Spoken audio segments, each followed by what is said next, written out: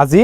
12 ফেব্ৰুৱাৰী মই আগৰ ভিডিঅ'ত কৈছিলোঁ আপোনালোকক 12 ফেব্ৰুৱাৰীত অসমৰ মাননীয় মুখ্যমন্ত্ৰী ডক্টৰ হিমন্ত বিশ্ব শৰ্মা ছাৰ আহিব আৰু মাজুলী যোৰহাট যি সংযোগ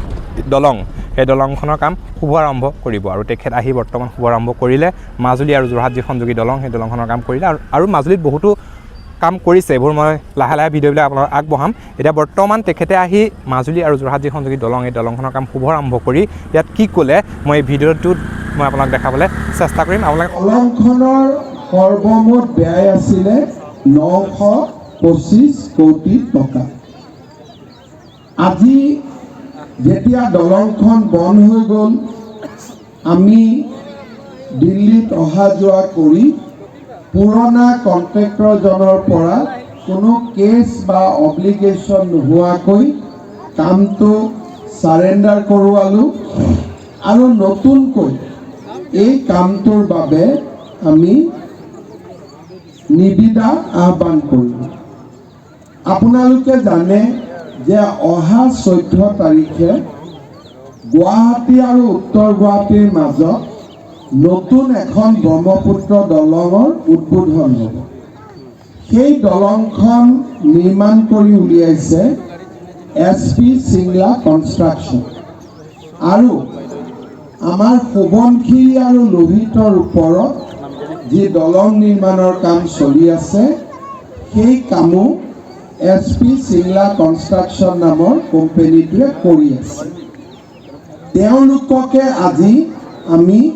এই নতুনকৈ কামটোৰ দায়িত্ব দিছোঁ যাতে বাকী 70% তেওঁলোকে সামৰণি মাৰিব পাৰে আমি বিশ্বাস কৰোঁ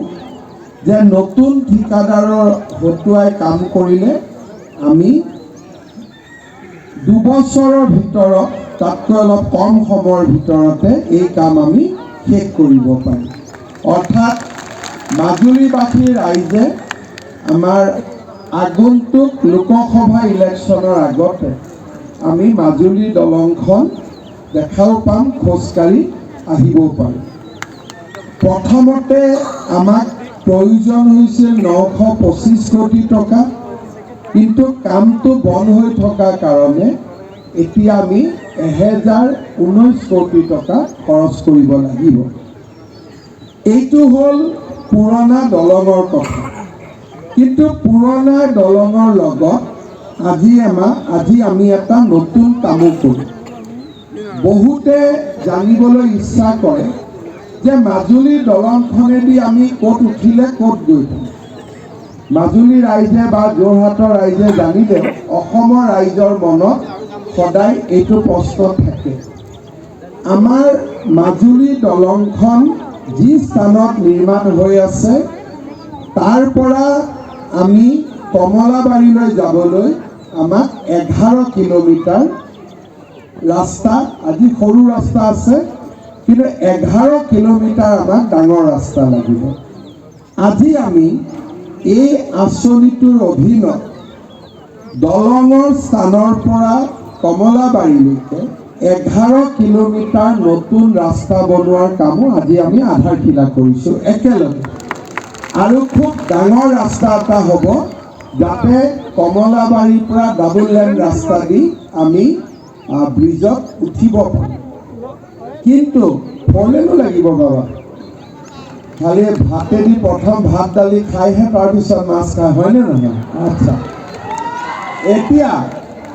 আমি যোৰহাটত ক'ত গৈ উঠিম আপোনালোকে জানে যে যোৰহাটৰ যিখন জিচ ইঞ্জিনিয়াৰিং কলেজ আছে আমি এই ৰাস্তাটো দি প্ৰায় 8 কিলোমিটাৰ য'ত দলং শেষ হ'ব তাৰ পৰা যোৰহাটৰ নেশ্যনেল হাইৱেলৈকে আমি 8 কিলোমিটাৰ ৰাস্তা বনাম যেতিয়া 8 কিলোমিটাৰ ৰাস্তা বনাম আমিতো ৰাষ্ট্ৰীয় ঘাইপথত খুন্দা খাই যাম আৰু তিয়কৰ পৰা যোৰহাটৰ পৰা গাড়ী আহি থাকিব গতিকে মাজততো গাড়ী এক্সিডেণ্টটো হ'ব পাৰে সেইকাৰণে এই আঁচনিখনত আমি কি কৰিছোঁ যিখিনি জাগাত এই ৰাস্তাটো সংযোজিত হ'ব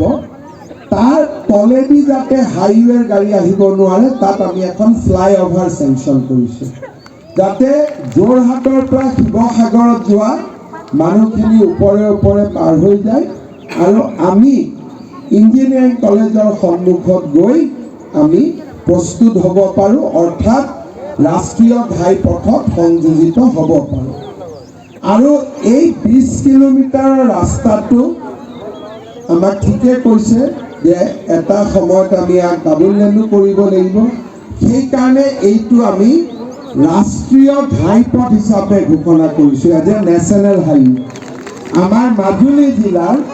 ই হ'ব প্ৰথমটো নেশ্যনেল হাইৱে। মাজুলীত আজিলৈকে নেশ্যনেল হাইৱে নাই। প্ৰথমবাৰ নেশ্যনেল হাইৱে মানে কি? ৰাষ্ট্ৰীয় ঘাইপথ। প্ৰথমবাৰ মাজুলী জিলা আজিৰ পৰা নেশ্যনেল হাইৱেৰ মেপত সোমাব পাৰিব। আজি দিনটো আমাৰ কাৰণে কেইবাটাও কাৰণে গুৰুত্বপূৰ্ণ। বিজেপি চৰকাৰ যেতিয়া অহা নাছিল, মাজুলী ৰাইজে যোৰহাটলৈ যাব লাগে, গধূলি জাহাজ নাথাকে, নাও নাথাকে, আমি বিভিন্ন